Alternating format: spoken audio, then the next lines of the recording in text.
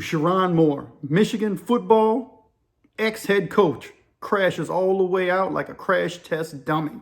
If you know anything about crash test dummies, and you from the 1980s and 1990s, you know they're basically the fools that you put into a car to test it out and crash it out so they can crash out and get banged up.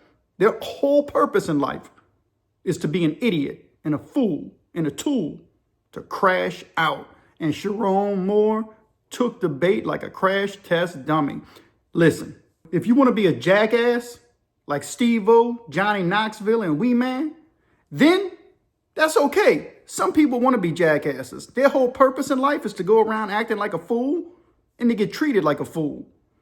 But Sherrone Moore, he never intended to be considered a fool. And now he's all over the world news and he's considered a fool because he had an affair, an inappropriate relationship with a staffer while he was the head coach of the Michigan Wolverines football team. Man, this is a tough one. This dude went from being on the top of the mountain to being at the bottom of the ocean. I mean, completely a flip of reality for this dude right now. I don't know what he's going through. And for me to sit here and say that my heart doesn't go out to him in some form or fashion, I would be not truthful to how I really feel about the situation. This dude had a lot to lose. He had $6 million a year on a salary that was worth almost $30 million. He had that to think about before he made a dumb decision. But let's be honest, how many of us have made stupid decisions when we had a lot to consider and a lot to lose? Forget the fact that he had, almost $30 million to lose, but he also had a wife and 3 children that were going to be collateral damage. And there's nothing in me that thinks that Sherrone Moore wanted intentionally to hurt his wife and children. I don't believe that. I don't think he was thinking logically because he was thinking in an illogical manner because he was thinking about sexual relationships. That drives a man is what drove him to be so stupid and have an affair with this staffer. Now, here's the thing. A lot of the news coverage and the negative media attention is being pointed directly at Sherrone Moore. And listen, rightfully so. But, and it's a big but, his alleged mistress, the staffer who was also on the payroll for Michigan University, she has a lot of guilt to accept on her own shoulders. She's not guiltless in this. Now, a large portion of the guilt is in the hands of Sherrone Moore. But let's talk about the alleged mistress, Paige Shiver. That's right. Paige Shiver, I'm going to put a picture of her right here because we all have seen pictures of Sherrone. He's everywhere. But her picture isn't blasted everywhere. And like I said, this is allegedly because we hadn't got the police records yet. But what happens is a lot of times the blame and all the finger pointing goes on one person. This isn't a one person thing. The only innocent people in this is Sherrone's wife and his children. They're the victims in this. And they're the ones who are going to have to suffer. This dude crashed all the way out. And what do I mean by that? He went from having one of the most prestigious jobs in American sports history to a possible convicted felon. That's right. The dude got arrested on felony charges. He went to his mistress's house, and later on we found out that he convinced her to have an abortion because he obviously got her pregnant, and she did not want to get the abortion. Here's something I have a problem with. He created this entire hidden reality in this hidden world that he was living in, away from his other real world that he was supposed to be living in. And he got this woman pregnant. And when he got her pregnant, she had obviously through the affair, she got pregnant. And from what I'm gathering, she wanted to have the child. She was going to have the baby. He didn't want her to have the baby, obviously, because the baby would have exposed him for what he was and what he was doing. So he convinced her to have an abortion. And part of the way that he convinced her to have an abortion was to give her from what I'm assuming, from everything I'm reading, this is the assumption and this conclusion that I'm drawing. He convinced her to have the abortion by paying her more money than what she was actually worth with her current position that she had. So she got a pay upgrade and a position upgrade at the University of Michigan underneath the leadership of Sherrone Moore. Now, did the University of Michigan know about this? You can't tell me that somebody somewhere did not have an idea. This woman got pregnant, that these two were having an affair. Somebody saw something and somebody knew something and they were quiet.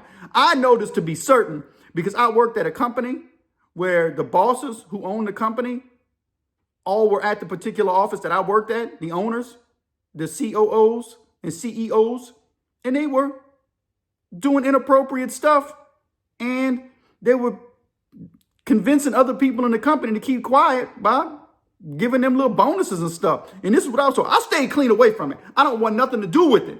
But I'm saying this type of stuff happens in real life. So these situations expose who people really are. And Sherrone, once he got exposed, supposedly also his wife was friends with Paige Shiver on Facebook. And I don't know how much interaction they had with each other, but from what I'm assuming, the wife had some kind of suspicion that this was going on. So she probably confronted Sherrone. And when she confronted Sherrone, that's when he blew a gasket. That's when he went from crash test dummy 101 to crash test dummy doctorate degree. He crashed out on a whole nother level. He was already about to get the smoke. It was coming. He was going to get the smoke. But what he did next destroyed his life on a whole nother level, because he went from being a person who was ousted as the head coach for inappropriate relations. And in the contracts they have, you can't, in most companies, when you sign a contract with them, they don't want you having relations with anybody else in the company. So if you violate that contract obligation, they have a right to terminate you. So under the contract agreement, Sherrone received exactly what he knew he signed up for. Anyway, he could not, resist this woman. And this woman sent him on a downward spiral. So he gets confronted by his wife and he said he's going to take his life. We don't know how we're going to respond to something until we respond to something. I was recently watching Shannon Sharp. He was covering this topic and he was saying, you don't, and he went through something recently and he said, you don't know how you're going to respond until you respond. But you better hope that you don't respond and get felony charges and misdemeanor charges, because now he took this thing to a whole nother level. Now my man went from being a prestigious, influencer in society. Man, he had influence over a lot of young men and a lot of people, a whole university. Now he's going to be influencing the cell block. Man, this is some crazy stuff. And this is something for us to be sober-minded about. And like I said, if you don't think that I never crashed out, then you're wrong. Most all of us have crashed out in life on something. But we have to consider what can be lost. And often we get side. That's what happens. Our minds are our own worst enemy. And even bigger than our minds, to me, as a believer in the faith, a Christian, I think the devil's the biggest enemy. And he starts playing games with your mind. And he got Sherrone. And then Sherrone commits this crime by breaking in to his mistress's house. She told him to leave her alone. And now he was stalking her. So now he gets a felony charge for breaking in the house. If you break in somebody's house, that's a felony. So he got home invasion, and he got stalking, and he got whatever else, some kind of damage, criminal damage probably for breaking in the house. I don't know what it is. He got 3 charges. One of them's a felony. Home invasion is a felony. So this dude might get josted out. He might get sent up the road. They could technically send him up the road. He's got an ankle monitor on him now. This story is crazy, but she deserves some of the smoke. She needs to get some of the smoke. The mistress, at first, the news outlets were saying that she actually got promoted again. She kept her job. Michigan wasn't going to fire her. She knew what she was doing. She was playing the long game. You better watch out. These women are witches. You got to watch out. If you have something to lose, a witch is going to come and try to jack your life up. And this woman, this mistress, whoever she was, like I said, allegedly, the rumors are coming out that it was Paige. Paige has deleted her social media accounts and put some of them in private mode. Why'd she do that? There's a lot of questions. And why are they hiding and covering up and kind of going silent? Zero dark 30 for the mistress. She should get the smoke too. This dude's face is everywhere, man. And I know this thing is going to play out over time, but I figured we would cover it because now it is involved with criminal activity. And on a Pen and The Shank, we cover everything crime and prison related. And if you're not subscribed, give me a like and subscribe to the Pen and The Shank. Anyway, man, don't be a crash test dummy. Don't be like Sherrone. I just figured I would quickly touch on the topic because it's something that's going on, and it's something most people are interested in, to share my 2 cents in it. And that's all it is my 2 cents. I do feel bad for Sherrone to a certain degree because the dude lost a lot. But I also understand that he did it to himself. And I do also think, in conclusion, that the mistress deserves to get a lot of the smoke as well, not just him. But I also believe that the true victims was the wife and his children.